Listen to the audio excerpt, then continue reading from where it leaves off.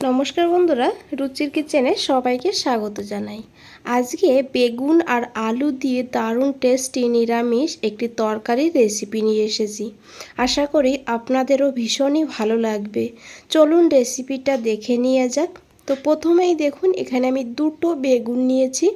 বেগুনটাকে এইভাবে কেটে নেব। তো এখানে আপনারা ছোট সাইজের বেগুন হলেও কিন্তু রান্নাটা করতে পারবেন। তো এখানে আমি দেখুন এই বড় বেগুনগুলো নিয়েছি। বেগুনগুলোকে এইভাবে কেটে নিতে হবে। দেখুন, খুব বেশি মোটাও করবেন না, আবার খুব বেশি পাতলাও করবেন না। বেগুনগুলোকে কেটে নিয়েছি। আর বেগুনের সঙ্গে নিয়ে নিয়েছি একটা মিডিয়াম সাইজের আলু। আলুটাকেও বন্ধুরা এইভাবে লম্বা লম্বা করে কেটে নিতে হবে, তবে একটু পাতলা করে কেটে নেবেন। আলুটা এমনিতেই রান্না হতে সময় বেশি লাগে। আলু বেগুন কাটা হয়ে গিয়েছে। এখন আমি বেগুনগুলোকে তুলে জলের মধ্যে রেখে দেব, না হলে বেগুনগুলো কালো হয়ে যাবে। আলুটাকেও খুব ভালো করে ধুয়ে নিতে হবে। এদিকে দেখুন, একটা কড়াই বসিয়ে দিয়েছি। কড়াইতে দিয়ে দিয়েছি 2 চামচ সর্ষের তেল। তেলটা ভালো করে গরম করে নিতে হবে। আর তারপরে এখানে দিয়ে দিতে হবে এই কেটে রাখা আলুগুলো। আর আলুর মধ্যে দিয়েছি একটু লবণ, আর দিয়েছি একটু হলুদের গুঁড়ো। হলুদ আর লবণ দিয়ে আলুটাকে ভেজে নিলে আলুটা খুব তাড়াতাড়ি ভাজা হয়ে যাবে, আর আলুর ভেতরে লবণটাও ঢুকবে, আর খেতেও খুবই ভালো হবে। এখন আলুটাকে ভালো করে ভেজে নিতে হবে, একদম লাল করে। আলুটা এইভাবে ভেজে নিতে হবে যেন আলুটা 50% সিদ্ধ হয়ে যায়। তো দেখুন বন্ধুরা, আলুটা কিভাবে আমি ভেজে নিয়েছি, একদম লাল হয়ে গিয়েছে। আর এখন এই আলুগুলোকে তুলে নিতে হবে।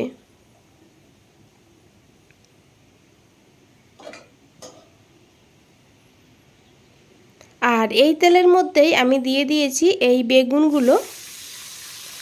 আর বেগুনের মধ্যে দিয়েছি একটু লবণ, আর দিয়েছি একটু হলুদের গুঁড়ো।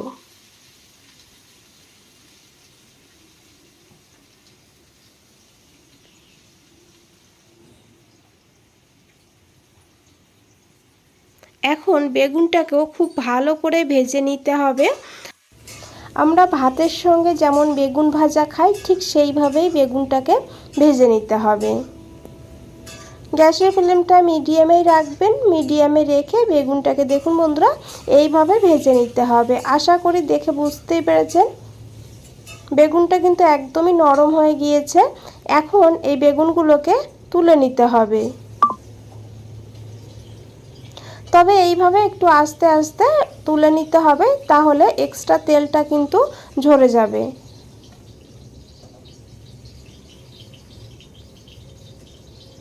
বন্ধুরা, এই তেলের মধ্যেই দিয়ে দিয়েছি দেখুন ক্যাপসিকাম। এখানে ছোট সাইজের একটা ক্যাপসিকামকে এইভাবে একটু বড় বড় করে কেটে নিয়েছি। এখন ক্যাপসিকামটাকেও হালকা করে ভেজে নেব, তবে খুব বেশি ভাজবেন না, তাহলে কিন্তু খেতে ভালো লাগবে না। এইভাবে হালকা হালকা যখন দাগ হয়ে যাবে ক্যাপসিকামের উপর, তখন ক্যাপসিকামগুলোকে তুলে নিতে হবে। দেখুন এইভাবে। এই তেলের মধ্যে আমি আরও 1 চামচ তেল যোগ করে দিয়েছি। তেলটা গরম হয়ে গেলে দিয়ে দিয়েছি একটা তেজপাতা, একটা শুকনো লঙ্কা, আর দিয়েছি 3টে ছোট এলাচ। ফোড়নটাকে একটু ভেজে নেব প্রথমে।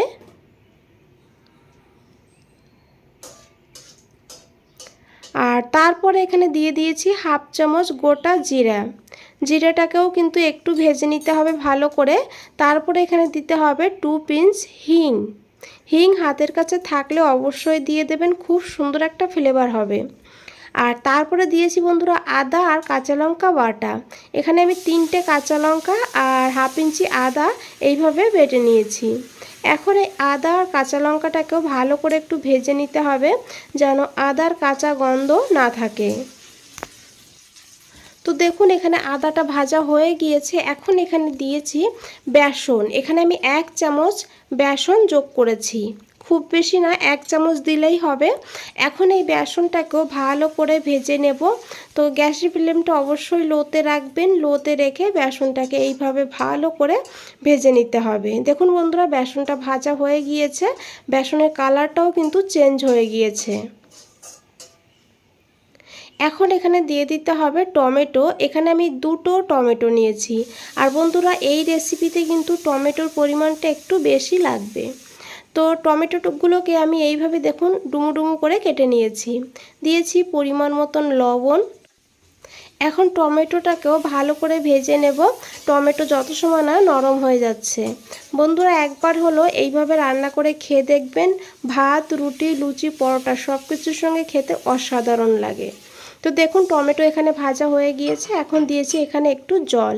এখানে কিছু গুঁড়ো মশলা যোগ করব। প্রথমেই নিয়েছি 1/2 চামচ ধনিয়ার গুঁড়ো, 1/2 চামচ জিরের গুঁড়ো, 1/2 চামচ নিয়েছি হলুদের গুঁড়ো, আর নিয়েছি এখানে 1/2 চামচ কাশ্মীরি লঙ্কার গুঁড়ো। এতে কিন্তু ঝাল হবে না, কালারটা সুন্দর হবে। আপনারা দিতে না চাইলে না দিয়েও রান্নাটা করতে পারেন।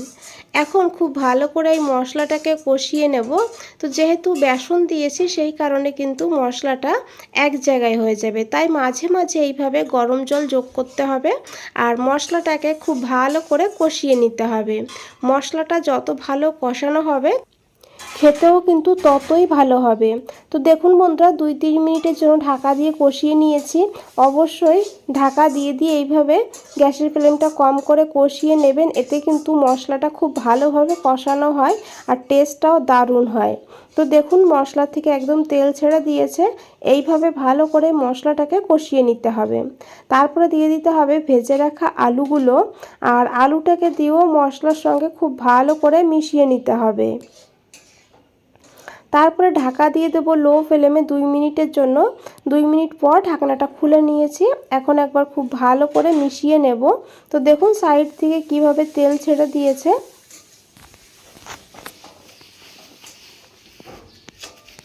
এখন এখানে দিয়ে দিতে হবে ভেজে রাখা ক্যাপসিকাম আর বেগুনগুলো। হালকা হাতে এইভাবে মশলার সঙ্গে কষিয়ে নিতে হবে বন্ধুরা। একদম জোরে জোরে কিন্তু এটা নাড়া যাবে না, না হলে বেগুনগুলো ভেঙে যাবে। তো দেখুন খুব ভালো করে আমি মিশিয়ে নিয়েছি। আর এখন দিয়েছি একটু গরম মশলা, 1/4 চামচ মতন গরম মশলা দিয়েছি। যেহেতু নিরামিষ তাই একটু গরম মশলা দিলে খেতে খুবই ভালো হবে। দিয়েছি 1/2 চামচ চিনি। চিনিটা দিয়ে এইভাবে হালকা হাতে আবারও মিশিয়ে নেব। আপনারা চাইলে এইভাবেও রাখতে পারেন, তবে আমি একটু ঝোল ঝোল করব সেই কারণে এখানে অল্প করে একটু গরম জল যোগ করে দিয়েছি। দেখুন কিভাবে জলটা দিয়েছি, এইভাবে অল্প করেই দিতে হবে। একদম ঝোল ঝোল হলেও কিন্তু খেতে ভালো লাগবে না, তাই এইভাবে গা মাখা করে রান্নাটা করতে হবে। হালকা হাতে মিশিয়ে নিয়েছি, তারপরে ঢাকা দিয়ে আবারও রান্না করে নিয়েছি 3-4 মিনিট, কারণ আলু বেগুন কিন্তু সিদ্ধ হয়েছিল আগের থেকেই। তো দেখুন আমি 2-3 মিনিট পর ঢাকনাটা খুলে নিয়েছি। এখন একবার খুব ভালো করে মিশিয়ে নেব। বন্ধুরা, আশা করি দেখে বুঝতেই পেরেছেন কতটা লোভনীয় লাগছে। দেখুন আলুগুলো বেশ ভালোভাবে এখানে সিদ্ধ হয়ে গিয়েছে। আর দিয়েছি বন্ধুরা এখানে 1 চামচ কাসুরি মেথি। হাতের কাছে থাকলে অবশ্যই দিয়ে দেবেন কাসুরি মেথি। এইভাবে শুকনো খোলায় ভেজে নিয়ে তারপরে এইভাবে হাত দিয়ে গুঁড়ো করে দিয়ে দিতে হবে। দিয়েছি 1 চামচ ঘি, দিয়ে গ্যাসটা বন্ধ করে দিতে হবে। আর তারপরে হালকা হাতে মিশিয়ে নিতে হবে। আপনারা চাইলে এখানে 2 মিনিট স্ট্যান্ডিং টাইমেও ঢাকা দিয়ে রেখে দিতে পারেন, আর তাছাড়া সঙ্গে সঙ্গেও কিন্তু পরিবেশন করতে পারেন। তো বন্ধুরা, আমি 2 মিনিটের জন্য ঢাকা দিয়ে রেখে দিয়েছিলাম। 2 মিনিট পর ফিরে এসেছি। আশা করি দেখে বুঝতেই পেরেছেন কতটা লোভনীয় লাগছে। বন্ধুরা, রেসিপিটা ভালো লাগলে অবশ্যই একটা লাইক করে দেবেন, চ্যানেলটাকে সাবস্ক্রাইব করে পাশে থাকবেন। বন্ধুরা, আজ তাহলে এই পর্যন্তই। ফিরে আসছি নতুন কোনো রেসিপি নিয়ে। ভালো থাকবেন, সুস্থ থাকবেন। সবাইকে অনেক অনেক ধন্যবাদ এত সময় ধৈর্য ধরে রেসিপিটা দেখার জন্য।